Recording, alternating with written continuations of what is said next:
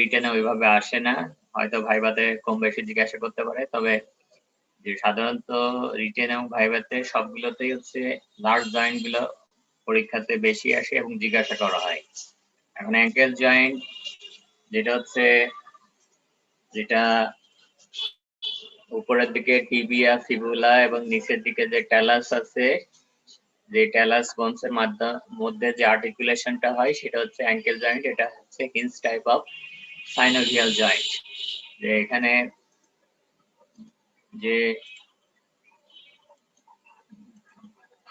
the ankle joint is a hinge synovial joint. It connects the distal end of the tibia and fibula and proximal end of the talus. এখন সাথে সাথেই হয়তো আপনাকে যখন জিজ্ঞাসা করবে ভাইভাতে যে ট্যালাস কোন ধরনের বোনস, এটা মরফোলজিক্যালি যে বোনসের যে ক্লাসিফিকেশন করা হয় সেটা কোন বোনসের ভিতরে এটা পড়ে, বলেন মরফোলজিক্যালি ট্যালাস কোন ধরনের বোনস?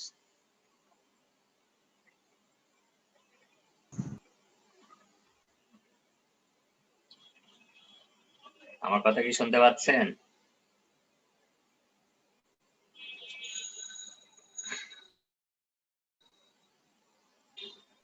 স্যার শর্ট বোন। মরফোলজিক্যালি ট্যালাস হচ্ছে শর্ট বোন। এখন টিবিয়া, ফিবুলা মরফোলজিক্যালি কি ধরনের বোনস? স্যার লং বোন। লং বোন, টিপিক্যাল লং বোন।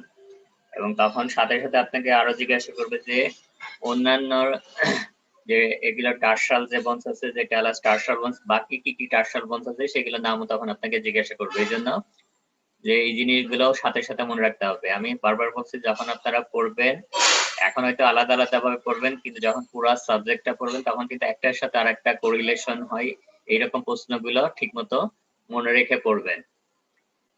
এখন এখানে যেটা বলা হচ্ছে যে এখানে distal end of the tibia, distal end of the fibula and proximal end of the ট্যালাসের ভিতরে এই জাংশনটা হচ্ছে, আর্টিকুলেশনটা হচ্ছে, যেটা হচ্ছে hinge variety of synovial joint. এখানে একটা শব্দ এক্সরেতে যখন আমরা অ্যাঙ্কেল জয়েন্টের এক্সরে করা হয় তখন এই জিনিসটা কিন্তু খুব ভালোভাবে খেয়াল রাখা হয়, যেটাকে বলা অ্যাঙ্কেল মর্টিস।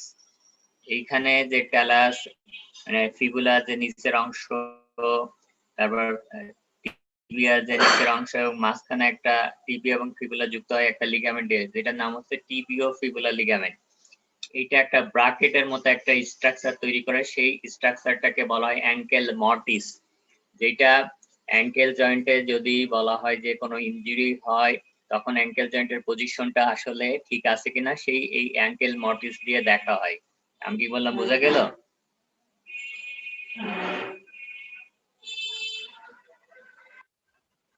মানে আমরা তো যেটা হচ্ছে যে যখন মানুষের বিভিন্ন ইনজুরি হয়, অ্যাঙ্কেল ইনজুরি কিন্তু কমন ইনজুরি, যে মানুষের যে জয়েন্ট গুলোতে কমন ইনজুরি হয় সেটার ভিতরে অ্যাঙ্কেল হচ্ছে অন্যতম বলা হয়। অ্যাঙ্কেল বিভিন্ন কারণে ইনজুরি হতে পারে।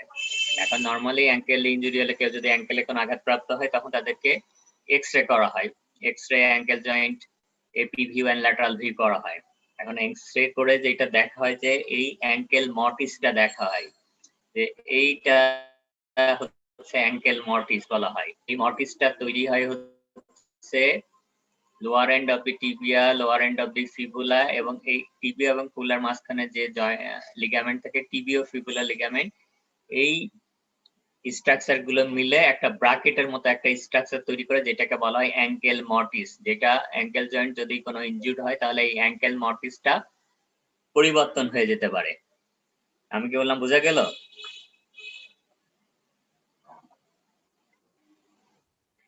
তার মানে আপনি যদি কোনো পেশেন্টের যদি এরকম অ্যাঙ্কেল জয়েন্ট এক্সরে করে দেখা যায় যে তার এই ব্রাকেটের মতো শেপটা অ্যাঙ্কেল জয়েন্টে থাকে না, যদি থাকে তাহলে ধরে নিতে পারেন যে তার অ্যাঙ্কেল জয়েন্টটা হচ্ছে ডিএনএসড হয়েছে, যে অ্যাঙ্কেল জয়েন্টে কোনো সমস্যা আছে।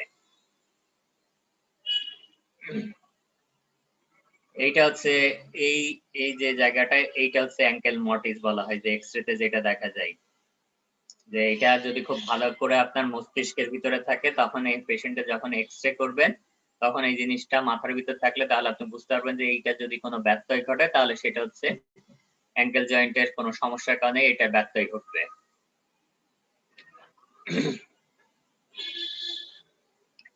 এখন এখানে স্পেসিফিক্যালি যে বোনে যে টিবিয়া, ফিবুলা এবং ট্যালাসের যে অংশগুলো দিয়ে অ্যাঙ্কেল জয়েন্টটা হয়, আর্টিকুলেশন হয়, সেখানে এখানে এটা হচ্ছে ম্যালিওলাস, এটা হচ্ছে ল্যাটারাল ম্যালিওলাস, তারপর এটা হচ্ছে মিডিয়াল ম্যালিওলাসের অংশ এবং নিচের দিকের অংশ, তারপরে হচ্ছে এখানে ট্যালাসের এই অংশের নাম হচ্ছে ট্রক্লিয়া।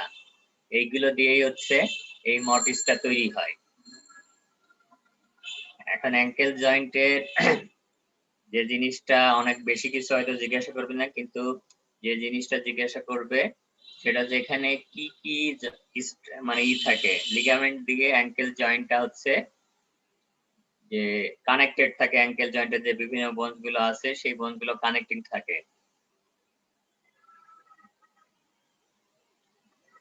এখন লিগামেন্ট গুলোর ভিতর আছে ক্যাপসুলার লিগামেন্ট, তারপর medial and lateral collateral ligament.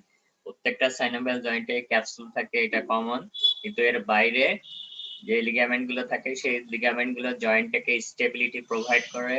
এই লিগামেন্ট গুলো থাকার কারণে জয়েন্টের মুভমেন্ট গুলো অ্যাপ্রোপ্রিয়েট মুভমেন্ট হয়। যে লিগামেন্ট গুলো আছে মিডিয়াল সাইডে থাকে মিডিয়াল কোল্যাটারাল লিগামেন্ট, আর ল্যাটারাল সাইডে থাকে ল্যাটারাল কোল্যাটারাল লিগামেন্ট।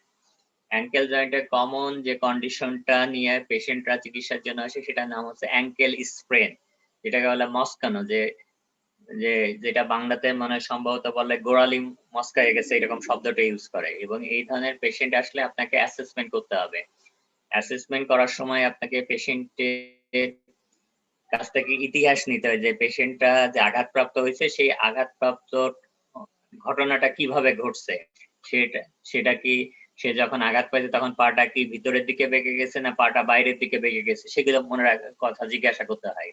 তারপর আপনাকে অ্যাঙ্কেল জয়েন্টের মুভমেন্ট গুলো দেখতে হবে, যে অ্যাঙ্কেল জয়েন্টে যে অ্যাঙ্কেল ডরসিফ্লেকশন, প্লান্টার ফ্লেকশন, তারপর ইনভার্সন ইভার্সন যে মুভমেন্ট গুলো হয় সেগুলো আপনাকে দেখতে হবে। এই মুভমেন্ট গুলোর কোনো সমস্যা আছে কিনা সেগুলো দেখে আপনাকে কি করতে হবে, কারণ এই মুভমেন্ট গুলো যদি আপনি ঠিকমতো অ্যাসেসমেন্ট না করেন তাহলে লিগামেন্ট ইনজুরি কোনটা হয়েছে সেগুলো বোঝা কঠিন বলা হয়। তারপরে আপনি পেশেন্টের কাছ থেকে যদি ইতিহাস না নেন যে পাটা কি ভিতরের দিকে বেঁকে গেছে না বাইরের দিকে বেঁকে গেছে, কারণ আপনি ভিতরের দিকে বেঁকে গেলে তার লিগামেন্ট কোনটা ইনজুরি হবে, বাইরের দিকে বেঁকে গেলে কোন লিগামেন্ট ইনজুরি হবে, সেটা তখন নির্ভর করে। এখন জয়েন্ট ক্যাপসুল এইটা ইয়ার কাছে যে এটা আলাদাভাবে বলা কিছু না, যেটা আপনাকে মনে রাখতে হবে যে মিডিয়াল লিগামেন্ট এবং ল্যাটারাল লিগামেন্ট এই দুইটা লিগামেন্ট কোথায় কোথায় অ্যাটাচড হয় এটা অবশ্যই আপনাকে মনে রাখতে হবে। যেটা মিডিয়াল লিগামেন্ট, যেটা আরেকটা নাম হচ্ছে ডেল্টয়েড লিগামেন্ট, এটা অ্যাটাচড হয় is attached to the medial malleolus. It consist of an apex attached to the tip and margins of the medial malleolus and the base which fan out attaching to three sides।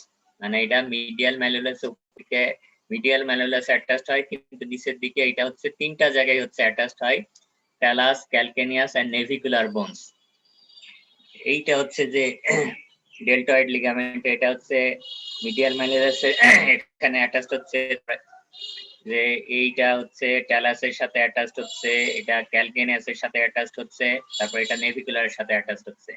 এবং এই sir একটা question ছিল। Sir এখানে বলতেছেন medial কিছু? Ligament কে deltoid ligament বলা হচ্ছে। হ্যাঁ, মিডিয়াল লিগামেন্টের আরেকটা নাম হচ্ছে ডেল্টয়েড লিগামেন্ট। অনেক সময় আপনারা অনেক সময় লেখা থাকবে, যেমন ধরেন আপনি যদি কোনো পেশেন্টের অ্যাঙ্কেল জয়েন্টের এমআরআই করেন, এমআরআই করলে তখন এমআরআই রিপোর্টে হয়তো আপনার অনেক সময় মিডিয়াল কোল্যাটারাল লিগামেন্ট এই শব্দটা ইউজ নাও করতে পারে, তখন অনেক সময় ওইটা ডেল্টয়েড লিগামেন্ট বলবে। তার মানে ডেল্টয়েড লিগামেন্ট এবং মিডিয়াল কোল্যাটারাল লিগামেন্ট হচ্ছে একই লিগামেন্ট, যেটা medial side of the ankle জয়েন্টে থাকে, এবং যেটা বলা হচ্ছে যে উপরের দিকে এটা মিডিয়াল ম্যালিওলাস অ্যাটাচড হয়, আর নিচের দিকে এটা হচ্ছে তিনটা ভাগ হয়, যে একটা অংশ হচ্ছে ক্যালকেনিয়াসের সাথে লাগে, একটা অংশ ট্যালাসের সাথে লাগে, আর একটা অংশ হচ্ছে, এটা ক্লিয়ার? জি স্যার। এটা কি ক্লিয়ার না ক্লিয়ার? এখন এই লিগামেন্টটা যে কাজটা করে এটা হচ্ছে the primary action of the medial ligament is to resist over eversion of the foot, যে যাতে ইভার্সনটা বেশি না হয় সেই কাজটা করে থাকে এই লিগামেন্ট। এখন নরমালি যেটা হচ্ছে যে যখন আপনার পাটা ধরেন কোনো জায়গায় পড়ে গেলে, গর্তের ভিতরে পড়ে গেলে অথবা পায়ের নিচে কোনো কিছু করার পরে পা যদি এক্সেসিভ ইভার্সন হয় তখন কিন্তু এই লিগামেন্ট ইনজুরি হয়ে যাবে। আমি কি বললাম বুঝা গেল? স্যার আরেকবার একটু বলেন। মানে ইনভার্সন নরমালি এটা তো রেজিস্ট করতেছে ওভার ইভার্সন নরমাল ক্ষেত্রে, যে আপনি যখন হাঁটতেছেন দৌড়াচ্ছেন যাতে পাটা ওভার ইভার্সন না হয় সেই কাজটা মিডিয়াল কোলেটারাল লিগামেন্ট করতেছে অথবা ডেল্টয়েড লিগামেন্টটা। কিন্তু কোনো কারণে যদি ওভার ইভার্সন হয় তখন কিন্তু এই লিগামেন্ট ছিঁড়ে যাবে, তখন ডেল্টয়েড লিগামেন্ট ছিঁড়ে যাবে। ওভারশন ইনজুরিতে ইভার্সন ইনজুরিতে হচ্ছে ডেল্টয়েড লিগামেন্ট ছিঁড়বে, আর ইনভার্সন ইনজুরিতে আপনার ল্যাটারাল কোলেটারাল লিগামেন্ট ছিঁড়ে যাবে। মনে থাকবে? জি স্যার। এখন নরমালি অ্যাঙ্কেল স্প্রেন সবচেয়ে বেশি মানুষের ক্ষেত্রে যেটা দেখা যায়, বেশিরভাগ মানুষেরই যে অ্যাঙ্কেল স্প্রেনের যে পেশেন্ট গুলো সাধারণত ট্রিটমেন্টের ভিতর জন্য আসে তার বেশিরভাগই আসে হচ্ছে ল্যাটারাল কোলেটারাল লিগামেন্ট ইনজুরি নিয়ে আসে। তাদের ল্যাটারাল কোলেটারাল লিগামেন্টটা আংশিকভাবে ছিঁড়ে যায়। স্প্রেনের ডেফিনিশনটা জানেন তো? বলছিলাম মনে হয় এর আগে যে স্প্রেন হচ্ছে যে partial rupture of the ligament. যদি পার্শিয়াল রাপচার হয়ে যায় তখন সেই কন্ডিশনটাকে স্প্রেন বলা হয় লিগামেন্টের। আর অ্যাঙ্কেল স্প্রেন কমন একটা কন্ডিশন, এবং সেই ক্ষেত্রে সবচেয়ে বেশি দেখা যায় ইনভার্সন ইনজুরি দেখা যায়, এবং ইনভার্সন ইনজুরি হলে ল্যাটারাল কোলেটারাল লিগামেন্টটা ইনজুরি হবে। এটা একটু মনে রাখতে হবে, কারণ এটা হচ্ছে যে এই যে দুইটা লিগামেন্ট এটা কিন্তু পরীক্ষাতে ধরবে। এখন ডেল্টয়েড লিগামেন্টের ওখানে তো বলা হচ্ছে যে উপরের দিকে এটা মিডিয়াল ম্যালিসুলাকে, এটা নিচের দিকে তিনটা ভাগ হয়ে তিনটা বঞ্চের সাথে লাগে, এর ভিতরে মাঝখানে এটা হচ্ছে ক্যালাসের সাথে, আর পিছনেরটা হচ্ছে ক্যালাসের সাথে পিছনেরটার মাঝখানেরটা হচ্ছে যে ক্যালকেনিয়াসের সাথে লাগে। আর ল্যাটারাল লিগামেন্ট যেটা হচ্ছে এটারও কিন্তু তিনটা ভাগ থাকে। এই ভাগগুলো কিন্তু আপনাকে মনে রাখতে হবে পরীক্ষার সময়, এগুলো তখন হয়তো আপনাকে ধরবে। ল্যাটারাল লিগামেন্ট হচ্ছে এন্টিরিয়র ট্যালোফিবুলার, পোস্টেরিয়র ট্যালোফিবুলার আর ক্যালকেনোফিবুলার লিগামেন্ট। এই তিনটা লিগামেন্ট কে একসাথে বলা হয় ল্যাটারাল লিগামেন্ট। অ্যান্টেরোট্যালোফিবুলার যেটা হচ্ছে ক্যালাস এবং ফিবুলার সাথে লাগে, spans between the lateral malleolus and lateral aspect of the talus. Posterior talofibular ligament spans between the lateral malleolus and posterior aspect of the talus. Or calcaneofibular ligament spans between the lateral malleolus and the calcaneus. এইটা হচ্ছে যে এই তিনটা ligament যেটাতে যে lateral লিগামেন্টের যে এগুলো বলা হলো, যে ট্যালো ক্যালকেনিয়াল লিগামেন্ট, তারপর হচ্ছে টিবিও নেভিকুলার লিগামেন্ট, এটা একটা হচ্ছে এন্টেরিয়র, তারপর হচ্ছে পোস্টেরিয়র, আর হচ্ছে ক্যালকেনোফিবুলার। তার এন্টেরিয়রটা হচ্ছে ট্যালাস এবং ফিবুলা, পোস্টেরিয়রটা হচ্ছে ট্যালাস ফিবুলার, আর ক্যালকেনোফিবুলার হচ্ছে ক্যালকেনিয়াস, আর হচ্ছে ফিবুলা, এটা হচ্ছে ক্যালকেনোফিবুলার লিগামেন্ট।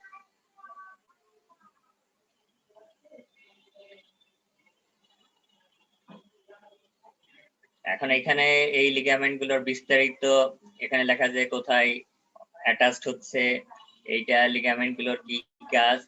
এখন এই লিগামেন্ট গুলো যদি এক কথায় বলেন তাহলে এই লিগামেন্ট গুলো কি কাজ করে? এই লিগামেন্ট গুলো হচ্ছে আপনার জয়েন্টের স্টেবিলিটি প্রোভাইড করে। জয়েন্টের যে মুভমেন্ট হয় সেই মুভমেন্ট করার সময় যাতে over flexion, over extension, over eversion, over inversion না হয়, সেই কাজগুলো এই লিগামেন্ট গুলো করে থাকে। এখন অ্যাঙ্কেল স্যার এই জয়েন্টের ছকটা রিলেশন কি মুখস্থ করতে হবে? কোনটা? এই যে স্যার ছকটা। কি বল? ছকটা যদি আপনি লিখতে চান, কারণ এখানে তো যেটা হচ্ছে এটা তো আমি বলছিলাম যে যখন আপনার প্রশ্নটা আসবে আপনাকে প্রথমে চিন্তা করতে হবে প্রশ্নের নাম্বার কত আছে, তারপর প্রশ্নটা কি ধরনের প্রশ্ন আসলে। সেটা যদি আপনার শর্ট কোশ্চেন হয় সেখানে আপনাকে চিন্তা করতে হবে একরকম, আবার যদি ডেসক্রিপটিভ ফর্মে আসে তাহলে হয়তো তখন আপনাকে ডেসক্রিপশনটা লিখতে হবে। আমি কি বললাম বুঝতে পারলেন তো? জি স্যার। মানে আপনার প্রশ্নে কত নাম্বার আছে সেটা হচ্ছে একটা ইস্যু। যদি প্রশ্নে যদি এখন 4 নাম্বার থাকে, 4 নম্বরে তো আপনি অনেক কিছু লেখার সময় পাবেন না। আবার যদি বলে ডেসক্রাইব অ্যাঙ্কেল জয়েন্ট, তখন সেখানে আপনার 8 নম্বরের প্রশ্ন আসবে। ওখানে সাধারণত ডেসক্রিপশন কোন জয়েন্ট আছে সেটা সিঙ্গেল কোশ্চেন হিসেবে আসে। সেক্ষেত্রে 8 নম্বর হলে 8 নম্বর কিন্তু অনেক বেশি নাম্বার, সেক্ষেত্রে আপনাকে অনেক কিছুই বিস্তারিত লিখতে হবে। সেখানে আপনাকে সবকিছুই টাচ করতে হবে এবং মেজর পয়েন্ট গুলো অবশ্যই লিখতে হবে। Okay sir. এখন অ্যাঙ্কেল জয়েন্টের রিলেশনে কি কি স্ট্রাকচার থাকে? রিলেশন গুলো অনেক গুরুত্বপূর্ণ, কারণ রিলেশন গুলো যদি আপনি মনে না রাখেন, কারণ এই জয়েন্টের যদি কোনো ড্যামেজ হয় অথবা জয়েন্ট গুলো যদি ইনজুর্ড হয়, তখন কিন্তু এই জয়েন্টের আশপাশে যে স্ট্রাকচার গুলো থাকে সেই স্ট্রাকচার গুলো ড্যামেজ হওয়ার আশঙ্কা থাকে। এবং যদি ওই রিলেশন গুলো না মনে থাকে, তাহলে কিন্তু আপনার তখন অ্যাসেসমেন্ট করতে পারবেন না যে এই স্ট্রাকচার গুলো অ্যাঙ্কেল জয়েন্টের সাথে হয়তো ক্ষতিগ্রস্ত হতে পারে। অ্যাঙ্কেল জয়েন্টের সামনের দিকে যে স্ট্রাকচার গুলো থাকে from medial to lateral side, এগুলো থেকে মাসেল যেগুলো, যে লেগ মাসেল যেগুলো থাকে, তারপরে লেগ থেকে যে স্ট্রাকচার, যে ভ্যাসেল নার্ভ গুলো উঠে আসে, সেগুলোই হচ্ছে অ্যাঙ্কেল জয়েন্টের রিলেশনে থাকে। এখন সামনে মিডিয়াল টু ল্যাটারাল থাকে tibialis anterior, extensor hallucis longus, anterior tibial artery, deep peroneal nerve, extensor digitorum longus, তারপর peroneus tertius। তারপর posterior সাইডে থাকে from medial to lateral side, tibialis posterior, flexor digitorum longus, posterior tibial artery, posterior tibial nerve, flexor hallucis longus। এখন যদি মানে রিলেশনটা ওই রকম যদি আপনি যখনই লিখে দেবেন মিডিয়াল টু ল্যাটারাল অথবা ল্যাটারাল টু মিডিয়াল, তাহলে আপনাকে সিরিয়াল অনুযায়ী কিন্তু লিখতে হবে। কিন্তু ওইটা যদি অ্যাভয়েড করতে চান, তাহলে আপনি ওই কথাটা উপরে লিখবেন না।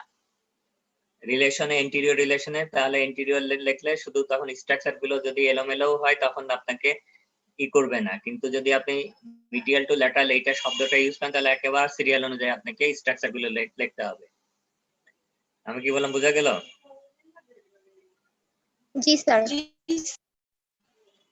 এখন এইটা মনে রাখার একটা সহজ হচ্ছে যে লেগের যে ফ্রন্ট সাইডে যে মিডিয়াল সাইডে যে মাসেল গুলো থাকে, সেই মাসেল গুলো হচ্ছে এন্টিরিয়র রিলেশনে থাকে, আর পোস্টেরিয়র এবং ল্যাটারাল কম্পার্টমেন্টে যে স্ট্রাকচার গুলো থাকে সেগুলো হচ্ছে অ্যাঙ্কেল জয়েন্টের ল্যাটারাল রিলেশনে থাকে। ল্যাটারাল সেগুলো হচ্ছে অ্যাঙ্কেল জয়েন্টের পোস্টেরিয়র রিলেশনে থাকে। তার মানে এখানে আছে tibialis anterior, extensor hallucis longus, extensor digitorum longus, এগুলো সবই হচ্ছে লেগের মিডিয়াল কম্পার্টমেন্টের মাসেল। আর posterior tibialis posterior, flexor hallucis longus, flexor digitorum longus, এগুলো সব হচ্ছে ল্যাটারাল এবং মিডিয়াল কম্পার্টমেন্টের মাসেল, ল্যাটারাল এবং পোস্টেরিয়র কম্পার্টমেন্টের মাসেল।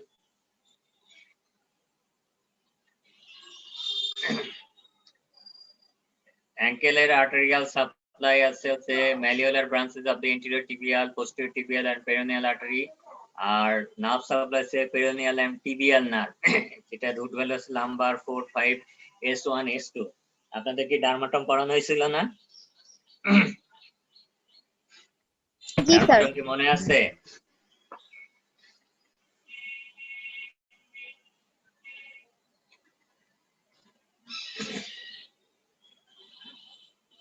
এখন অ্যাঙ্কেল জয়েন্টে যেটা পরীক্ষাতে আপনাকে অবশ্যই মনে রাখতে হবে এবং লেখার সময় বলতে যে অ্যাঙ্কেল জয়েন্টে কি কি মুভমেন্ট হয়। যেহেতু এটা হিঞ্জ টাইপ অফ জয়েন্ট, এখানে ইউনি অ্যাক্সিয়াল মুভমেন্ট হয়, এখানে ডরসিফ্লেকশন হয় আর হচ্ছে প্লান্টার ফ্লেকশন হয়। এখন নরমালি যখনই আপনি ডরসিফ্লেকশন প্লান্টার ফ্লেকশন হয়, এই মুভমেন্ট গুলো কিন্তু আপনাকে দেখাতে বলবে। যে আপনার ইউজুয়ালি যখন এই জয়েন্ট গুলোর প্রশ্ন জিজ্ঞেস করা হয় ভাইভাতে, তখন কিন্তু সরাসরি প্র্যাকটিক্যালি আপনার মুভমেন্ট গুলো দেখাতে বলা হয়। কারণ আপনাদের আগের ব্যাচে যারা পরীক্ষা দিছে, অনেকে অনেক ভালো পরীক্ষা দিচ্ছে, আবার অনেকে অনেক ভালো পরীক্ষা দিতে পারে না। দেখা যায় যে সহজ সহজ জিনিসগুলো অনেক সময় তারা ভুল করতে থাকে। যেমন এই মুভমেন্ট গুলো করতে গেলেও অনেকে আছে ভয়ে হোক আতঙ্কে হোক, অথবা অনেক ক্ষেত্রে বলা হয় যে যে ওই সময় হয়তো তাদের অনেক কিছু মনে থাকে না, যে কারণে মুভমেন্ট গুলো উল্টাপাল্টা করতে থাকে। এই জন্য হচ্ছে পরীক্ষার সময় নার্ভ ধরে রাখা, নার্ভের মানে আপনার এইটা ধরে রাখা, আপনার মানে মানসিক অবস্থাটা ঠিকমতো ধরে রাখা অনেক বড় বিষয় বলা হয়। যদিও এখানে পরীক্ষা অনেক সহজ হয়, অনেক ইজি কোশ্চেন জিজ্ঞাসা করা হয়, তারপরেও কিন্তু অনেকে ভুল করতে থাকে। এখন অ্যাঙ্কেল জয়েন্টের মুভমেন্টে ক্ষেত্রে দুইটা মুভমেন্ট, একটা হচ্ছে ডরসিফ্লেকশন আর প্ল্যান্টার ফ্লেকশন। ডরসিফ্লেকশন প্ল্যান্টার ফ্লেকশন মুভমেন্টটা তো মনে আছে? জি স্যার। ডরসিফ্লেকশন মুভমেন্টটা কোন দিকে, ডরসাম অফ দি ফুট কোন দিকে মুভ করে? সেটা কি নিচের দিকে মুভ করে না উপরের দিকে মুভ করে? স্যার ডরসাম সাইডটা ফ্লেকশন অফ ভাঁজ অবস্থায় থাকলে উপরের দিকে ওটা হচ্ছে ডরসিফ্লেকশন, আর নিচের যে থাকে ওইটা নিচের দিকে গেলে সেটা প্ল্যান্টার ফ্লেকশন। হ্যাঁ, তাহলে হচ্ছে ডরসিফ্লেকশন যখন হচ্ছে যে যে এখানে যে ফুটের যে বোনস গুলো আছে এবং যে টিবিয়া ফিবুলার মাঝখানের ডিসটেন্সটা যখন কমে যায়, অ্যাঙ্গেলটা কমে যায়, তখন সেই মুভমেন্টটা হচ্ছে ডরসিফ্লেকশন। আর যখন অ্যাঙ্গেলটা বেড়ে যায় তখন সেটা হচ্ছে প্ল্যান্টার ফ্লেকশন। এন্ড ডরসিফ্লেকশনের জন্য মেইন যে মাসল রেসপন্সিবল সেটা হচ্ছে টিবিয়ালিস এন্টেরিয়র। আর প্ল্যান্টার ফ্লেকশনের জন্য যে মাসেলটা রেসপন্সিবল সেটা হচ্ছে গ্যাস্ট্রোকনিমিয়াস আর হচ্ছে সোলিয়াস, এটা হচ্ছে কাপ মাসেল। এই দুইটা মাসেল হচ্ছে প্ল্যান্টার ফ্লেকশনের জন্য মেইনলি রেসপন্সিবল। এই জন্য এর আগে বলা হয়েছিল যে যখন টেন্ডো অ্যাকিলিস এর কথা বলা হয়েছিল, টেন্ডো অ্যাকিলিস যদি কাট হয় অথবা রাপচার হয়ে যায় তখন প্ল্যান্টার ফ্লেকশনটা, তখন পেশেন্টের মুভমেন্টটা কি অবস্থায় থাকে, ডরসিফ্লেক্স অবস্থায় থাকে না প্ল্যান্টার ফ্লেক্স অবস্থায় থাকে পাটা?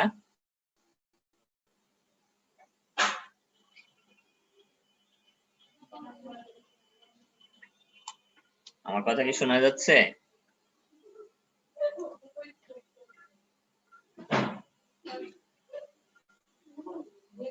আমার কথা কি শুনতে পাচ্ছেন আপনারা? আমি জিজ্ঞাসা করলাম যদি আপনার টেন্ডো অ্যাকিলিস, যেটা হচ্ছে গ্যাস্ট্রোকনেমিয়াস এবং সোলিয়াস, যেটার কমন টেন্ডন হচ্ছে টেন্ডো অ্যাকিলিস, যেটা হচ্ছে যে অ্যাঙ্কেলের প্ল্যান্টার ফ্লেকশনকে কন্ট্রোল করে। এখন যদি টেন্ডো অ্যাকিলিস রাপচার হয় অথবা ছিঁড়ে যায় তাহলে আপনার পায়ে যে পজিশন থাকবে সেই পায়ের পজিশনটাকে কি পজিশন বলা হয়, পায়ের ওই কন্ডিশনটাকে কি কন্ডিশন নামে ডাকা হয়? আমি একটা শব্দ বলছিলাম মনে হয়, মনে আছে কিনা? ফুট ড্রপের কথা বলছিলাম অথবা ড্রপ ফুট, ড্রপ ফুট অথবা ফুট ড্রপের না কথা স্যার। বলছিলাম আপনাদেরকে। যে আপনার হচ্ছে নো স্যার। অনেক পেশেন্ট আসবে দেখবেন যে ফুট ড্রপ নিয়ে আসবে। এখন ফুট ড্রপের যে কারণগুলো আছে তার ভিতরে মেইন কারণ হচ্ছে যে কোনো কারণে যদি আপনার টেন্ডো অ্যাকিলিস রাপচার হয় অথবা ছিঁড়ে যায় তাহলে আপনার ফুটটা ড্রপ হয়ে যাবে। যেমন অনেকের আছে যে যে হাঁটা চলার সময় পাটা গর্তের ভিতর ঢুকে যাওয়ার পর টেন্ডো অ্যাকিলিস রাপচার হয়ে যায়। তারপর অনেকে বাথরুমের প্যানের ভিতরে পাটা পড়ে যাওয়ার পরে যখন পাটাকে উপরের দিকে উঠাতে যায় তখন প্যানের কোনায় যে থাকে মানে প্রজেকশন থাকে ওখানে পা এই টেন্ডো অ্যাকিলিসটা কেটে যায়, তখন অনেকের ফুট ড্রপ হয়ে যায়। আর আরেকটা হচ্ছে কমন পেরোনিয়াল নার্ভ ইনজুরি হলে অথবা কমন পেরোনিয়াল নার্ভটা প্যাথি হলে কাজ না করলে তখন ফুট ড্রপ হয়। মনে থাকবে?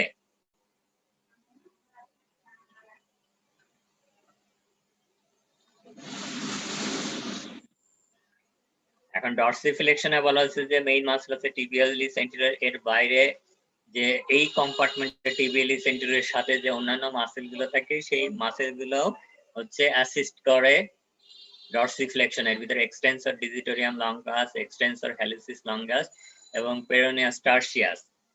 আর প্লান্টার ফ্লেকশনের ক্ষেত্রে কাপ মাসেল আছে মেইন মাসেলের বাইরে।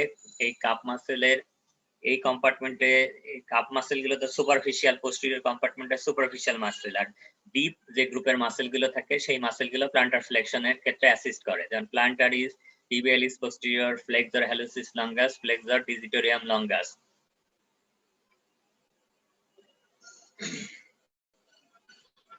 এখন অ্যাঙ্কেল জয়েন্টের কমন ক্লিনিক্যাল কন্ডিশন কি? কমন ক্লিনিক্যাল কন্ডিশন নিয়ে পেশেন্ট আসে, এর ভিতর মোস্ট কমন বললাম যে অ্যাঙ্কেল স্প্রেন, যেটা বলা হচ্ছে যে অ্যাঙ্কেল জয়েন্টের যে লিগামেন্ট গুলো থাকে সেই লিগামেন্ট গুলো যখন ছিঁড়ে যায় আংশিকভাবে অথবা ওভার স্ট্রেসিং হয় তখন সেই কন্ডিশনটাকে অ্যাঙ্কেল স্প্রেন বলা হয়। এবং যে অ্যাঙ্কেল স্প্রেনের পেশেন্ট কিন্তু তুলনামূলকভাবে একবার কম না, অনেকেই কিন্তু আসে অ্যাঙ্কেল স্প্রেনের পেশেন্ট কন্ডিশন নিয়ে। বিশেষত বলা হচ্ছে যে অনেক সময় বলা হচ্ছে যে উপর থেকে পড়ে গেলে অ্যাঙ্কেল স্প্রেন হতে পারে, হাঁটতে হাঁটতে পায়ের নিচে কোনো কিছু যখন যে উঁচু কোনো কিছু পায়ের পাতার নিচে পড়ে তখন পাটা যখন একদিকে বেঁকে যায় তখন অ্যাঙ্কেল স্প্রেন হতে পারে। তারপর অনেক সময় যেটা হচ্ছে রাতের বেলায় একটা বড় অংশ পেশেন্টের রাতের বেলা অ্যাঙ্কেল স্প্রেন হয়, যে সিঁড়ি দিয়ে নামার সময় একটা সিঁড়ি মিস করে, তখন দেখা যায় যে পাটা যখন একটা সিঁড়ি মিস করে তখন পাটা ভিতরের দিকে অথবা বাইরের দিকে ইনভার্সন অথবা ইভার্সন হয়, তখন কিন্তু অনেকের স্প্রেন ডেভেলপ করে। এখন স্প্রেনে যেটা বলছিলাম যে স্প্রেন দুই ধরনের, একটা হচ্ছে ইনভার্সন স্প্রেন আর একটা হচ্ছে ইভার্সন স্প্রেন। ইনভার্সন স্প্রেন হলে কোন লিগামেন্ট ইনজুরি হয় বলছিলাম?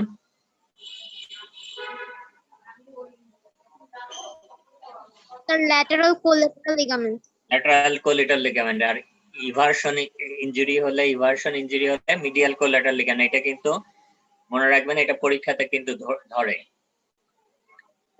আর এই দুইটা ইনভার্সনের ভিতরে তুলনামূলকভাবে বেশি দেখা যায় হচ্ছে ইনভার্সন ইনজুরি। কারণ যেটা দেখা যায় যে মানুষ যখন হাঁটে তখন দেখা যায় যে একটা বড় অংশ পেশেন্টেরই অনেক সময় হাঁটার যে প্যাটার্নটা থাকে অথবা তারা যে জুতা স্যান্ডেল ইউজ করে সেটা হয়তো যে ঠিকমতো জুতা স্যান্ডেল যেটা ব্যবহার করার কথা যে কোয়ালিটির অথবা দীর্ঘদিন ব্যবহার করলে জুতা স্যান্ডেলের কিছু পরিবর্তন হয়ে যায়। সেই কারণে দেখা যায় যখন হাঁটা চলার সময় পায়ের নিচে বিশেষত মিডিয়াল সাইডে অনেক সময় দেখা যায় যে কিছু জিনিসের উপর পা পড়লে তখন পাটা হচ্ছে ইনভার্সন হয়ে যায়, তখন হচ্ছে ইনভার্সন ইনজুরি হয়। এবং এই দুটো ইনজুরির ভিতরে ইনভার্সন ইনজুরি হচ্ছে কমন ইনজুরি। এটা হচ্ছে ইনভার্সন ইনজুরি।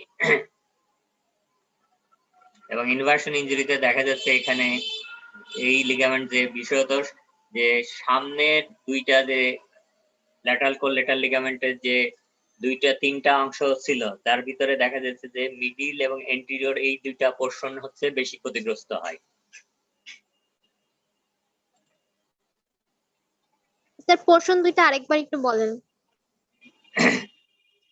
যেটা হচ্ছে অ্যাঙ্কেল স্প্রেনে তো কমন যেটা বলা হচ্ছে ইনভার্সন ইনজুরি, এবং ইনভার্সন ইনজুরিতে লিগামেন্ট ইনজুরি হচ্ছে কোলেটারাল লিগামেন্ট, ল্যাটারাল কোলেটারাল।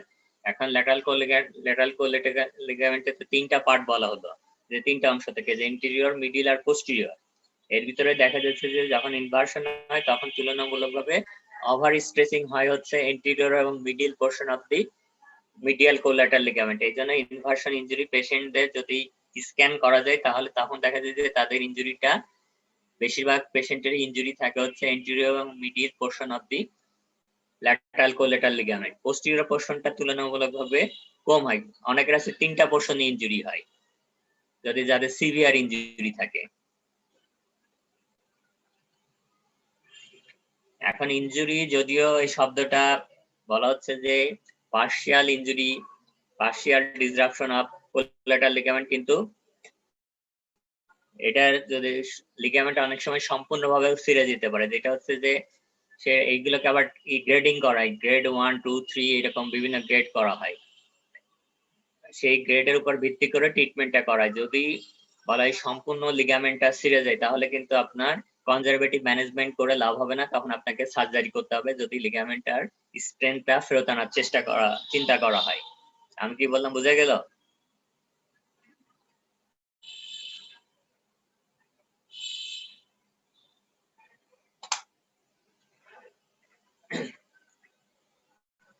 আমি কি বললাম বুঝতে পারছেন? স্যার আরেকবার একটু বলেন। যে লিগামেন্ট ইনজুরি যে ট্রিটমেন্ট, এটা হচ্ছে দুই ধরনের ট্রিটমেন্ট করা হয়। একটা হচ্ছে কনজারভেটিভ, যেখানে কোনো কাটাছেঁড়া করা হবে না, কোনো অপারেটিভ ইন্টারভেনশন করা হবে না। আর একটা হচ্ছে কিছু কিছু ক্ষেত্রে আপনাকে অপারেশন করতে হবে। এখন কোন ক্ষেত্রে অপারেশন করার দরকার হয়? যেখানে দেখা যায় যে লিগামেন্ট গুলো সম্পূর্ণভাবে ছিঁড়ে যায়, সেই ক্ষেত্রে আপনাকে অপারেশন করতে হয়, না হলে লিগামেন্টের স্টেবিলিটি ফেরত আনা সম্ভব হয় না। আর পার্শিয়ালি ইনজুরি লিগামেন্ট অনেক সময় আপনি কনজারভেটিভ ম্যানেজমেন্ট করলে আপনি এটা ভালো হবে।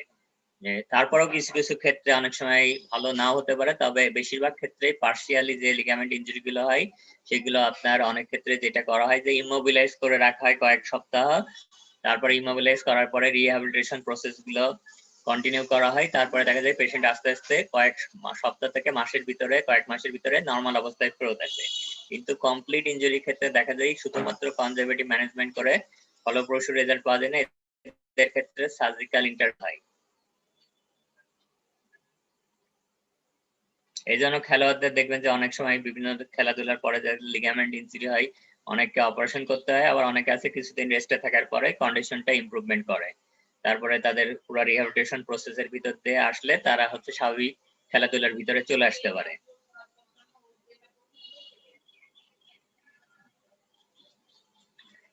তারপর ডিসলোকেশন অ্যাঙ্কেল জয়েন্টের ক্ষেত্রে তুলনামূলকভাবে কম হয়, যে অন্যান্য জয়েন্টে যেমন ডিসলোকেশন হয় অ্যাঙ্কেলেও হতে পারে, তবে যে যেমন শোল্ডার জয়েন্টে অনেক বেশি ডিসলোকেশন হয়, তারপরে হিপ জয়েন্টের ডিসলোকেশন হয়, সেই তুলনায় হচ্ছে অ্যাঙ্কেল জয়েন্টের পার্সেন্টেজ কিন্তু কম, যেহেতু এখানে যে টিবিয়া ফিবুলা তারপর টিবিও ফিবুলা যে স্ট্রাকচার ওই লিগামেন্ট থাকে এগুলো যে পজিশন মেইনটেইন করে, সেই কারণে দেখা যায় যে তুলনামূলকভাবে ডিসলোকেশনটা কম হয়। এখন এখানে একটা কমন একটা হচ্ছে যে অ্যাঙ্কেল জয়েন্ট ডিসলোকেশনের সাথে যে সমস্যাটা অনেক সময় দেখা যায় যে এখানে যে বোনস গুলো থাকে সেই বোনস গুলো ফ্র্যাকচার হয়, যেটাকে বলা হয় পটস ফ্র্যাকচার। এই ফ্র্যাকচারটা অনেক সময় জিজ্ঞাসা করে যে পটস ফ্র্যাকচার কি জিনিস। Potts fracture, it takes place when the foot is caught in the rabbit hole and everted forcibly. যে আপনি কোন একটা বলা যে গর্তের ভিতরে যখন পাটা পড়ে যায় এবং পাটা পড়ে যাওয়ার পরে পাটাকে বের করার জন্য যখন ইভার্সন খুব জোরে করা হয়, তখন হচ্ছে যে এই লিগামেন্ট ইনজুরি পাশাপাশি ওখানে যে বোনস গুলো থাকে সেই বোনস গুলো কিন্তু ফ্র্যাকচার হয়ে যায়। এর ভিতরে আছে oblique fracture of the lateral malleolus, transverse fracture of the medial malleolus আর fracture of the posterior margin of the lower end of the tibia. এই তিনটা ফ্র্যাকচার একসাথে হয় এবং এই তিনটা ফ্র্যাকচারকে একসাথে পটস ফ্র্যাকচার বলা হয়। আমি কি বললাম বোঝা গেল? জি স্যার। এবং এটা নরমালি যেটা হচ্ছে যে দেখা যায় যে গ্রাম এরিয়াতে যারা কৃষি কাজ করে তাদের ভিতরে কিছু কিছু মানুষের এই ফ্র্যাকচার গুলো অনেক দেখা যায় যে কৃষি কাজ করতে যাওয়ার সময় যেহেতু খেতে খামারে অনেক গর্ত থাকে, গর্তের ভিতর পাটা ঢোকার পরে অনেকে টানাটানি করে অথবা সে নিজেই টান দিয়ে বের করার চেষ্টা করে, তখন এই ফ্র্যাকচার গুলো নিয়ে পেশেন্টরা আসে।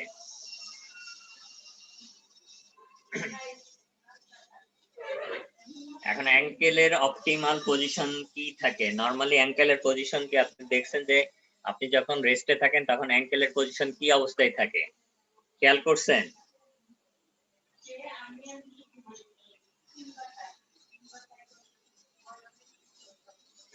অ্যাঙ্কেল যে নরমাল কি প্লান্টার পার্শিয়ালি প্লান্টার ফ্লেক্স অবস্থায় থাকে না পার্শিয়ালি ডরসিফ্লেক্স অবস্থায় থাকে? স্যার প্ল্যান্টার ফ্লেক্সন অবস্থায়। পার্শিয়ালি প্লান্টার এটা হচ্ছে অ্যাঙ্কেলের অপটিমাম পজিশন অথবা নিউট্রাল পজিশন। এখন কোনো কারণে যদি আপনার অ্যাঙ্কেল জয়েন্টের কোনো সমস্যা হয় অথবা অ্যাঙ্কেল জয়েন্টটাকে কোনো কারণে যদি ইমমোবিলাইজ করতে হয়, তাহলে তখন এই জিনিসটা কিন্তু মনে রেখে আপনাকে ইমমোবিলাইজ করতে হবে। আমি কি বললাম বুঝতে পারলেন?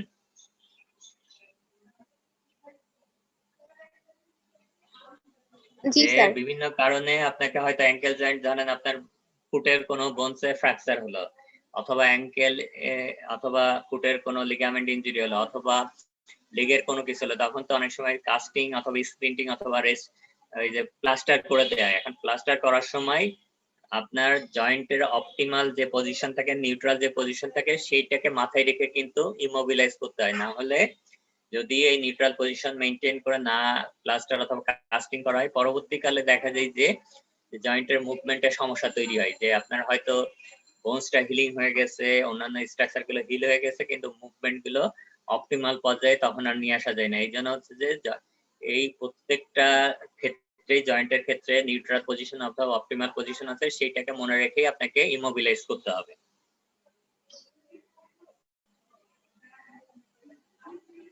এরপর হচ্ছে ফুটের জয়েন্ট। ফুটের জয়েন্ট পরীক্ষাতে জাস্ট নামগুলো বেশি ধরে এবং ফুটে কি কি লিগামেন্ট থাকে এগুলো একটু ধরে, কিন্তু ফুটের যে প্রশ্নগুলো বেশি আসে সেটা হচ্ছে আর্টস অফ দা ফুট এবং ইনভার্সন ইভার্সন, এই প্রশ্নগুলো বেশি আসে। এখন ফুটের যে জয়েন্ট গুলো আছে অথবা ফুটের যে লিগামেন্ট গুলো আছে সেগুলো মেইনলি মনে রাখতে হবে।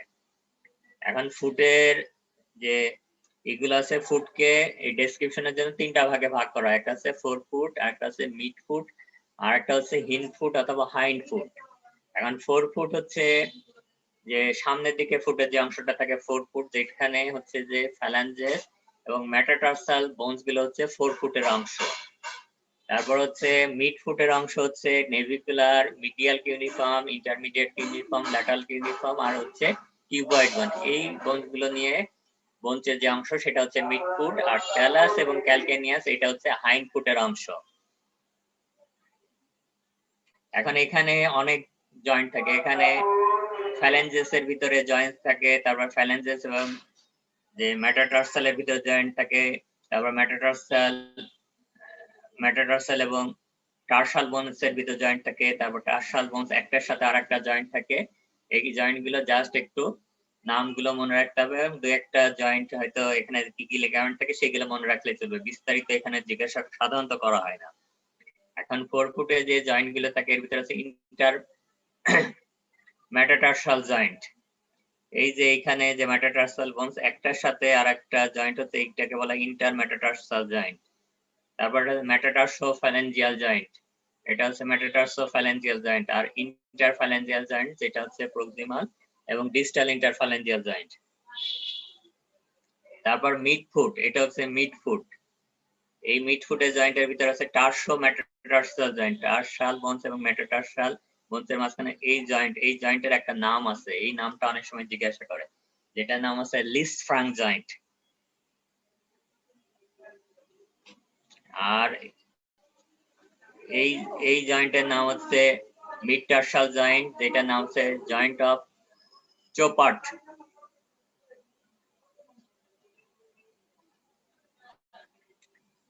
আর হাইন্ড ফুটের জয়েন্টের ভিতরে হচ্ছে সাবট্যালাস জয়েন্ট, যেটা হচ্ছে ট্যালাস এবং ক্যালকেনিয়াস এর ভিতর। তারপর হচ্ছে ট্যালো ক্যালকেনিও নেভিকুলার জয়েন্ট, ট্যালাস এর সাথে নেভিকুলার জয়েন্ট এবং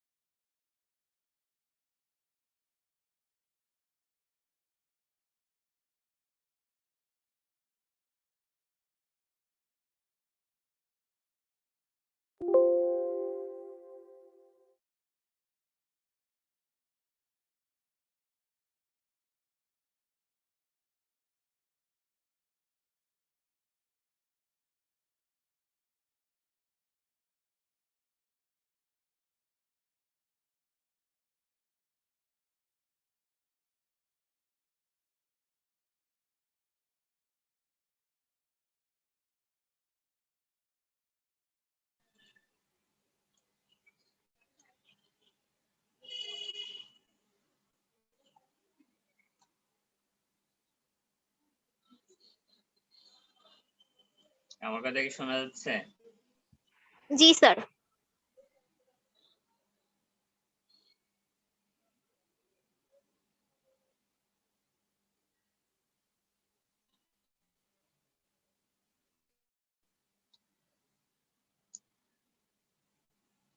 তাহলে জয়েন্ট গুলোর নাম একটু মনে রাখতে হবে সেটা, এবং এই জয়েন্ট গুলো তো মোটামুটি সব জানেন, কিন্তু সাবটালাস জয়েন্ট যেটা হচ্ছে ট্যালাস এবং ক্যালকেনিয়াস এর মাঝখানে যে জয়েন্টটা, ওটা হচ্ছে সাবটালাস জয়েন্ট।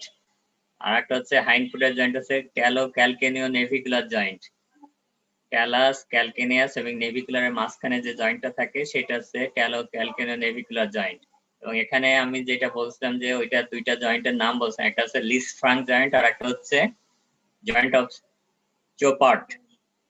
এখন এইখানে এই জয়েন্টটা হচ্ছে প্রক্সিমালি, এই জয়েন্টের নাম হচ্ছে, এটা মিডটার্সাল জয়েন্ট, এটা হচ্ছে, এই জয়েন্টটার নাম হচ্ছে লিস ফ্রাঙ্ক জয়েন্ট। এবং এখানে একটু ভালো করে খেয়াল করেন, এখানে যে সামনের দিকে তো চারটা বোনস থাকে, যে টার্সাল বোনস তো সামনের দিকে চারটা থাকে আর পিছনের দিকে তিনটা থাকে। এখন এই চারটার সাথে দেখেন যে এটা medial cuneiform, lateral cuneiform, intermediate cuneiform, lateral cuneiform, আর এটা হচ্ছে কিউবয়েড। কিউবয়েড বোনের সাথে ফোর্থ এবং ফিফথ মেটাটার্সাল বোনের আর্টিকুলেশন হয়।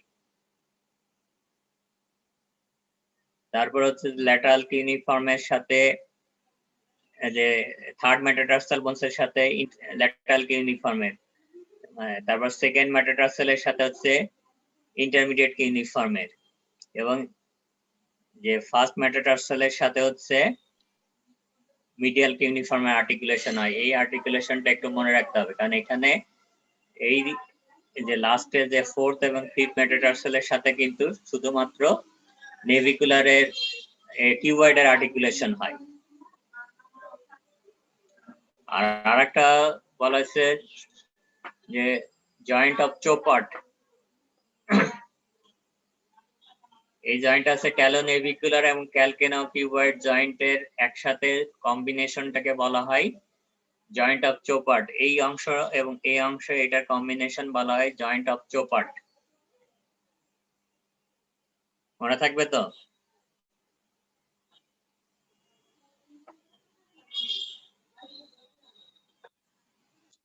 আর সাবটালাস জয়েন্টের কথা যেটা বলা হলো সেটা হচ্ছে ট্যালাস এবং ক্যালকেনিয়াস। ট্যালাসের নিচের পোর্শন এবং ক্যালকেনিয়াসের উপরের পোর্শন মিলে যে জয়েন্ট হয় সেটা হচ্ছে সাবটালাস জয়েন্ট।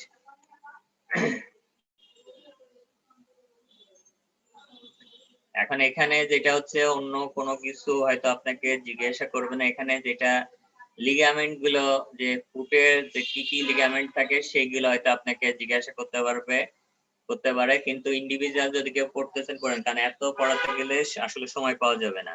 এটা হচ্ছে যে মেইন যে পয়েন্ট গুলো যেগুলো পরীক্ষাতে অনেক বেশি দরকার, যেগুলো কমনলি ধরায় সেগুলো আগে পড়ানোর চেষ্টা করা হচ্ছে। এখন ফুটে কি কি লিগামেন্ট থাকে, আপনার আগে hip joint, knee joint, ankle joint, অনেকগুলো লিগামেন্ট। এখন ফুটে যে লিগামেন্ট গুলো থাকে সেই লিগামেন্ট গুলোর ভিতর আছে প্লান্টার ক্যালকেনিও নেভিকুলার লিগামেন্ট, যেটার নামটাই লেখা আছে ক্যালকেনিও নেভিকুলার, যে ক্যালকেনিয়াস এবং নেভিকুলারের ভিতরে এই লিগামেন্টটা থাকে। তারপর লং প্লান্টার লিগামেন্ট, যেগুলো হচ্ছে ক্যালকেনিয়াসের সাথে মেটাটার্সালকে যুক্ত করে, এইটা হচ্ছে লং প্লান্টার লিগামেন্ট। তারপর হচ্ছে প্লান্টার ক্যালকেনিও কিউবয়েড লিগামেন্ট, যেটাকে শর্ট প্লান্টার লিগামেন্ট বলা হয়, যেটা ক্যালকেনিয়াসের সাথে কিউবয়েডকে যুক্ত করে।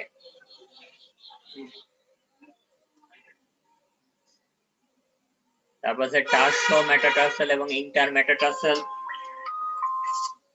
টার্সো মেটাটার্সাল এবং ইন্টার মেটাটার্সাল জয়েন্টের ভিতরে কি কি লিগামেন্ট থাকে? Dorsal, plantar and interosseous tarsometatarsal ligament থাকে। তারপর হচ্ছে মেটাটার্সোফ্যালেঞ্জিয়াল এবং ইন্টারফ্যালেঞ্জিয়াল এর জয়েন্টের ভিতরে কোলাটারাল এন্ড প্লান্টার লিগামেন্টস থাকে। এখানে এই যেটা দুই পাশে কোলাটারাল লিগামেন্ট থাকে আর নিচের দিকে থাকে হচ্ছে প্লান্টার লিগামেন্ট। আর এইখানে যে লিগামেন্ট গুলো থাকে ইন্টারমেটাটার্সাল এবং টার্সোমেটাটার্সাল জয়েন্টের ভিতরে, এখানে ডরসাল সাইডে ডরসাল লিগামেন্ট থাকে, প্লান্টার সাইডে প্লান্টার লিগামেন্ট থাকে, এবং একটা এবং আরেকটার মাঝখানে যে লিগামেন্ট থাকে সেটা ইন্টারঅসিয়াস লিগামেন্ট বলা হয়।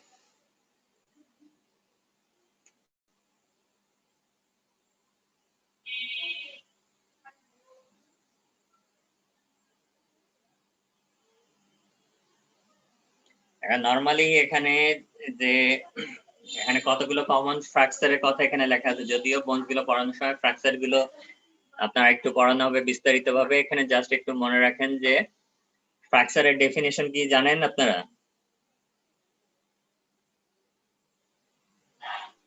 No sir. যে ফ্র্যাকচার বলতে আমাদের সাধারণ মানুষ যখন বলা হয় যে হাড় ভেঙে টুকরা হয়ে যায় তখন সবাই ফ্র্যাকচার বলে। ফ্র্যাকচারের ডেফিনেশনটা হচ্ছে ব্রিচ অফ কন্টিনিউটি অফ বনি সারফেসেস। যদি কোনো কারণে বনি যে সারফেসটা থাকে সেই সারফেসের কন্টিনিউটিটা নষ্ট হয়ে যায় তখন সেই কন্ডিশনটাকে বলা হয় ফ্র্যাকচার। সেটা ভেঙে সরেও যেতে পারে, 2 টুকরা 3 টুকরা 5 টুকরা হতে পারে, অথবা ওখানে শুধু হেয়ার লাইনের মতো চুলের মতো যে ফাটল দেখা দিতে, সবই হচ্ছে ফ্র্যাকচার। আমি কি বললাম বোঝা গেল? জি স্যার।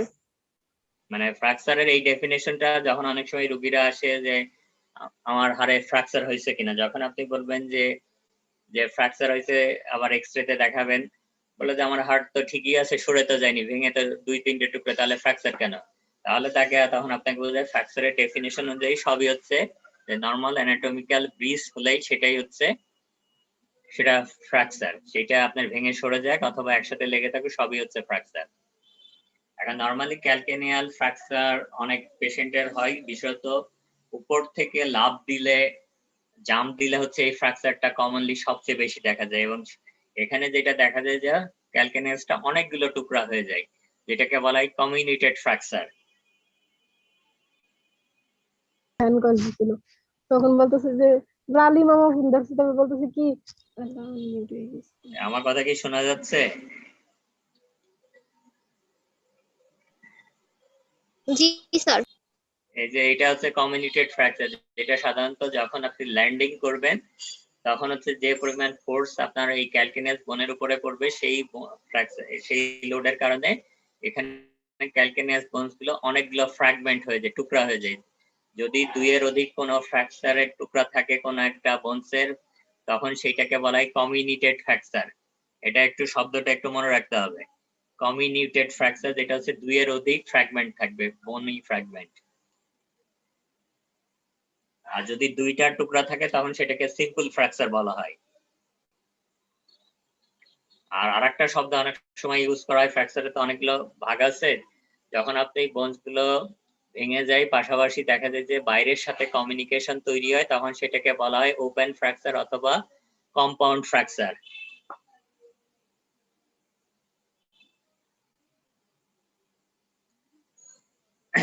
তারপরে এই ফ্র্যাকচার নিয়ে অনেক পেশেন্ট আছে, যেটা হচ্ছে ফিফথ মেটাটার্সালের এখানে ফ্র্যাকচার থেকে বেজে অনেকে ফ্র্যাকচার নিয়ে আসে। এটা হচ্ছে যে নরমালি হয় হচ্ছে যে এটা অ্যাঙ্কেল স্প্রেনের পেশেন্টদের অনেক সময় এই ধরনের ফ্র্যাকচার দেখা যায়, যে ইনভার্সন ইনজুরি হলে যখন পাটা ভিতরের দিকে বেঁকে যায় তখন অনেক সময় যে এই অ্যাঙ্কেল স্প্রেনের পেশেন্টদের যখন আপনি এক্সামিন করবেন তখন এক্সামিন করার সময় অবশ্যই মেটাটার্সাল, ল্যাটারাল মেটাটার্সালের ওখানে যে বেজের ওখানে আপনাকে পালপেট করতে হবে, প্রেসার দিয়ে দেখতে হবে ওখানে কোনো পেইন আছে কিনা, ওখানে কোনো পরিবর্তন আছে কিনা। অ্যাঙ্কেল স্প্রেনের পেশেন্টদের সাধারণত এক্সরে করা হয় হচ্ছে এইটা একটা বড় কারণ, যে অ্যাঙ্কেলের বোনস গুলো ঠিক আছে কিনা, তারপর হচ্ছে এই ফিফথ মেটাটার্সালের বেজে কোনো ফ্র্যাকচার আছে কিনা সেটার জন্যই এক্সরে করতে হয় অ্যাঙ্কেল স্প্রেনের পেশেন্টদের। কারণ বলা হয় অ্যারাউন্ড 30% পেশেন্ট যাদের অ্যাঙ্কেল স্প্রেন থাকে, ইনভার্সন অ্যাঙ্কেল স্প্রেন, তাদের কিন্তু 30% অ্যাঙ্কেল স্প্রেনের এই পেশেন্টের অ্যাঙ্কেল স্প্রেনের পেশেন্টের 30% কিন্তু এই base of the fifth metatarsal fracture থাকে। এবং এই ফ্র্যাকচারের কারণ হচ্ছে ইনভার্সন, যখন ফুটটা ইনভার্সন হয় তখন হচ্ছে যে এখানে পেরিনিয়াস ব্রেভিস এর টেন্ডনটা অ্যাটাচ থাকে, তখন সেটা ওভার স্ট্রেসিং হয়, যার কারণে এই ফিফথ মেটাটার্সাল বেজের একটা অংশ এই টেন্ডনের সাথে চলে আসে। আমি কি বললাম বোঝা গেল?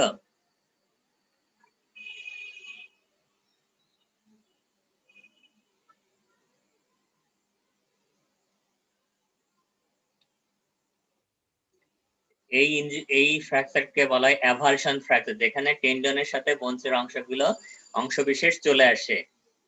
তাহলে এটা তো যে এটা হচ্ছে অ্যাঙ্কেল ইনভার্সন অ্যাঙ্কেল ইনজুরির ক্ষেত্রে এই ফ্র্যাকচারটা দেখা যায়, এবং যেটার কারণ হচ্ছে যে পেরিনিয়াস ব্রেভিস যে টেন্ডনটা এখানে অ্যাটাচ থাকে, সেটা টেন্ডনটা তখন এই বেজ অফ দি ফিফথ মেটাটার্সালের অংশটাকে টেনে নিয়ে চলে আসে, ওখানে ব্রেক করে দেয়। আর আরেকটা হচ্ছে যে অনেক সময় এই শব্দটা হয়তো পড়তে মার্স ফ্র্যাকচার, যে বিশেষত যারা এলিট ফোর্সে থাকে, যাদের নিয়মিত মার্স ফাস্ট করতে হয়, তাদের কিন্তু অনেক সময় দেখা যায় যে এই ফ্র্যাকচার নিয়ে অনেক পেশেন্ট আসে, যেটার নাম হচ্ছে মার্স ফ্র্যাকচার। এটা মেইনলি হয় হচ্ছে সেকেন্ড মেটাটার্সালে, ওখানে বেজে হয়। The base of the second metatarsal is firmly fixed because the interior end of the medial and lateral cuneiforms. The second metatarsal and toe form the axis of the foot. The immobility of the second metatarsal and slenderness of its shape contribute to the spontaneous fracture following mild repeated trauma. যে এইটা হচ্ছে যে যারা army অথবা ওই যে এই ধরনের ফোর্স বলা হয়, যে এলিট ফোর্সে থাকে, যাদের নিয়মিত মার্চ পাস্ট করতে হয়, তাদের কিন্তু এই ধরনের ফ্র্যাকচার গুলো দেখা যায়। এবং কোনো ব্যক্তি যারা নিয়মিত মার্চ পাস্ট করে, তারা যদি পায়ে এইখানে কোনো ধরনের ব্যথা থাকে, তাহলে অবশ্যই আপনাকে এক্সরে করে দেখতে হবে যে তার মার্চ ফ্র্যাকচার আছে কিনা।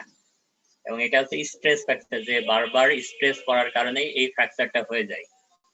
এটাতে কোনো এক্সেসিভ কোনো ফোর্সের দরকার হয় না, যে এটা নিয়মিত মার্চ পাস করার সময় দেখা যায় যে একটা অংশের ভিতরে এইরকম ফ্র্যাকচার দেখা যায়।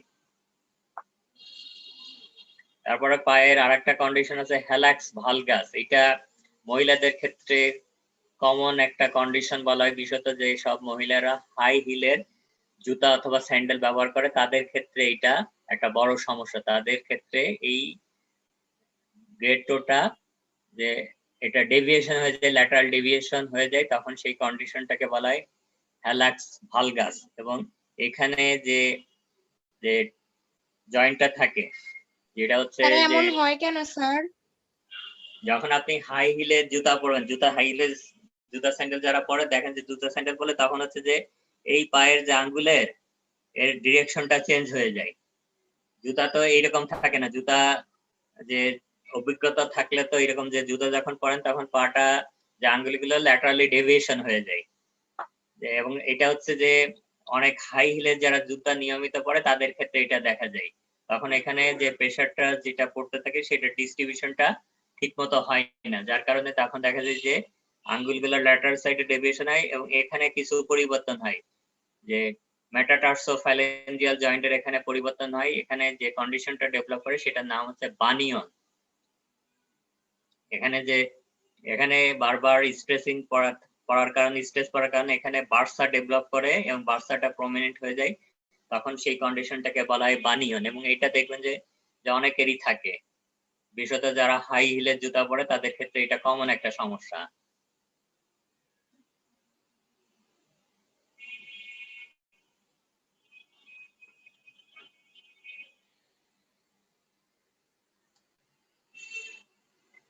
এই জন্য হচ্ছে যে হাই হিলের জুতা স্যান্ডেল নিয়মিত পরার আগে এগুলো চিন্তা ভাবনা করে, কারণ এগুলোতে অনেক বেশি আপনার বডির বায়োমেকানিক্যাল চেঞ্জ হবে, যেটা আপনার বডি যে বিশেষত পায়ের যে স্ট্রাকচার গুলো আছে, সেই স্ট্রাকচারের পরিবর্তন হওয়ার ঝুঁকি অনেক বেশি তৈরি করবে।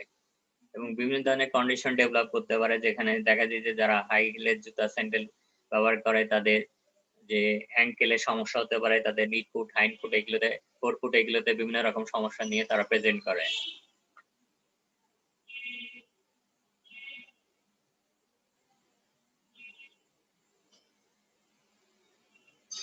কারো কোনো কোশ্চেন আছে কিনা বলেন?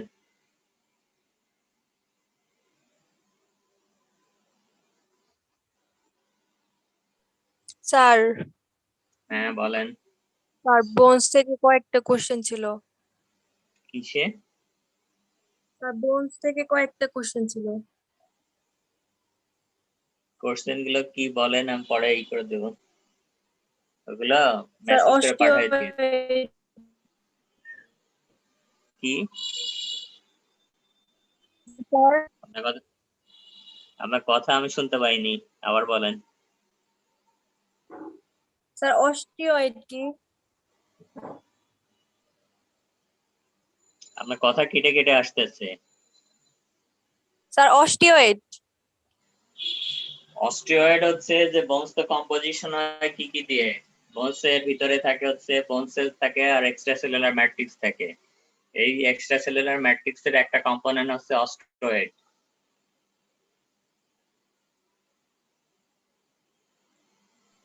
তা মিনারেলাইজেশন ম্যাট্রিক্স মানে কি বোঝায়?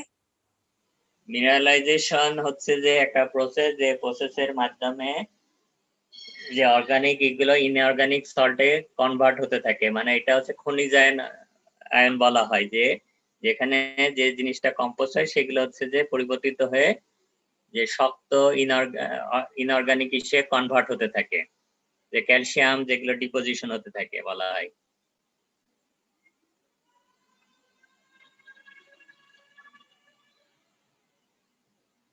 তার বোনসে আরেকটা কথা আছে যে হেল্পস ইন রিজর্পশন অফ বোন, এটা কি? রিজার্ভশন মানে বোনস তো বোনসের যে নর্মাল ডেভেলপমেন্টাল প্রসেস, বোনস গুলো তৈরি হবে তারপর রিজার্ভশন হবে, মানে এটা অ্যাবজর্ব হয়ে যাবে, মানে ওটা রিমডেলিং হতে থাকবে।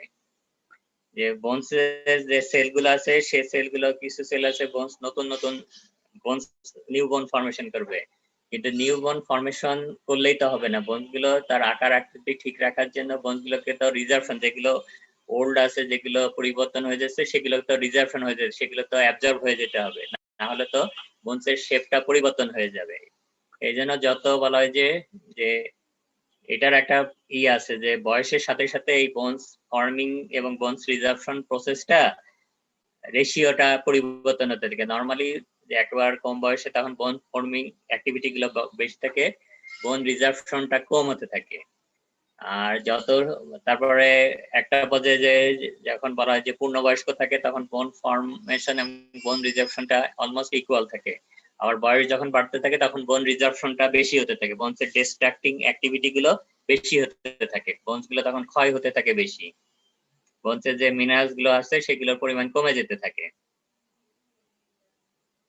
রিজর্পশন বলতে কি বোঝাইতেছে এখানে? রিজার্ভশন বলতে এটা হচ্ছে যে বোনস গুলো ক্ষয়প্রাপ্ত সেগুলো হচ্ছে যে রিপ্লেসড হয়ে যায়, সেগুলো হচ্ছে যে মানে এক কথায় বলে এগুলো হচ্ছে যে মানে বডি থেকে অপসারণ হয় যে বিভিন্ন প্রসেসের মাধ্যমে। মানে রিজার্ভ মানে ওটা যে এটা একেবারে খাঁটি বাংলা এটা বলা, রিজার্ভশন হচ্ছে যে অ্যাবজর্ব হয়ে যায়, যেটা যাতে পরবর্তীকালে বোনস গুলো আবার স্বাভাবিক যে আকার আকৃতি সেটাই আবার ফেরত আসতে পারে। যে বোনস গুলো পরিবর্তন হয়ে যাচ্ছে, ক্ষয় হয়ে যাচ্ছে, সেগুলো যাতে এই ক্ষয়টা কারণে বোনস গুলো যাতে স্বাভাবিক আকার আকৃতির পরিবর্তন না হয় সেই কাজটা হচ্ছে ওইটা, এটাকে বোনসের রিমডেলিং বলা হয়। বোনসের সময়ের সাথে সাথে পরিবর্তনটা যাতে হচ্ছে মানায় নিতে পারে।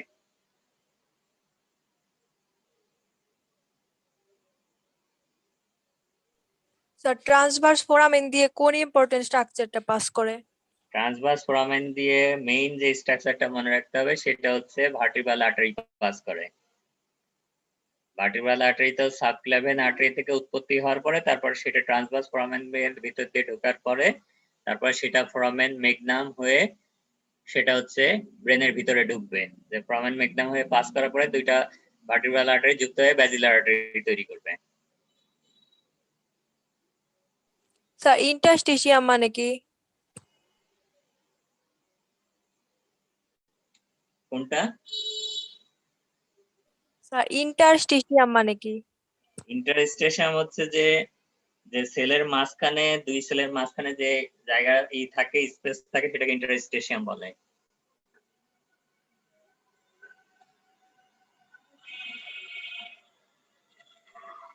স্টার্নোকোস্টাল জয়েন্ট কোনটা? কোনটা? স্টার্নোকোস্টাল জয়েন্ট। স্টারনামের সাথে কোস্টাল কার্টিলেজের যে জয়েন্ট থাকে সেটাকে ইন্টারকোস্টাল জয়েন্ট বলা হয়। রিবস তো সরাসরি স্টারনামের সাথে যুক্ত থাকে না, রিবসের এবং স্টারনামের মাঝখানে কোস্টাল। স্টার্নোকোস্টাল। কোনটা? স্টার্নোকোস্টাল। হ্যাঁ, স্টার্নোকোস্টালই তো। স্টার্নোকোস্টাল হচ্ছে স্টারনামের সাথে কোস্টাল কার্টিলেজের যে জয়েন্ট।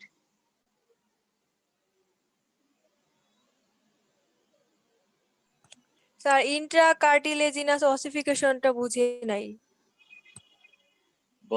যে বোনস গুলো কার্টিলেজ থেকে আসে সেগুলোতে যে অসিফিকেশন হয় সেটাকে ইন্ট্রাকার্টিলেজিনাস অসিফিকেশন, আর যে বোনস গুলো মেমব্রেন থেকে উৎপত্তি হয় সেগুলো পরবর্তীতে অসিফাইড হয়ে যায়, সেই অসিফিকেশনকে বলা হয় ইন্ট্রামেমব্রেনাস অসিফিকেশন। বডিতে কিছু বোনস আছে যেগুলো কার্টিলেজ থেকে উৎপত্তি হয় আর কিছু বোনস আছে যেগুলো মেমব্রেন থেকে উৎপত্তি হয়। যে বোনস গুলো মেমব্রেন থেকে উৎপত্তি হয় পরবর্তীকালে যেগুলো অসিফাইড হয়ে যায় তখন সেটাকে বলে ইন্ট্রামেমব্রেনাস অসিফিকেশন, আর যেগুলো কার্টিলেজ থেকে উৎপত্তি হয় এবং পরে অসিফাইড হয়ে যায় সেগুলোকে বলা হয় ইন্ট্রাকার্টিলেজেনাস অসিফিকেশন।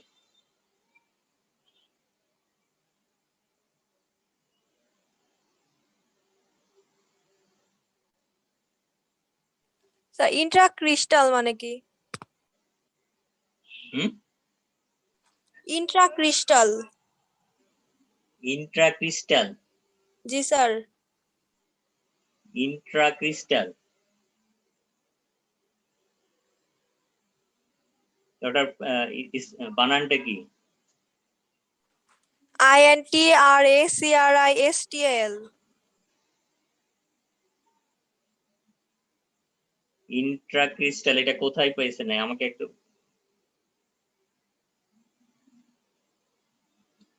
এটা কোথায় আছে একটু বলেন। স্যার নেক্সট ক্লাসে আমি তাহলে এটা দিয়ে দিব না স্যার। কারণ এটার পুরো বানানটা ঠিক কি বানান বললেন? INTRA আইএন তারপরে TRA। TRA। জি স্যার।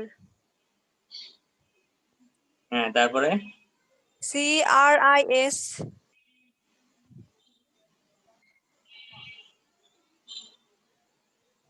এটা আমিও বুঝতেছি নাকি, আপনি পাঠাই দেন পরে আমি। আচ্ছা স্যার।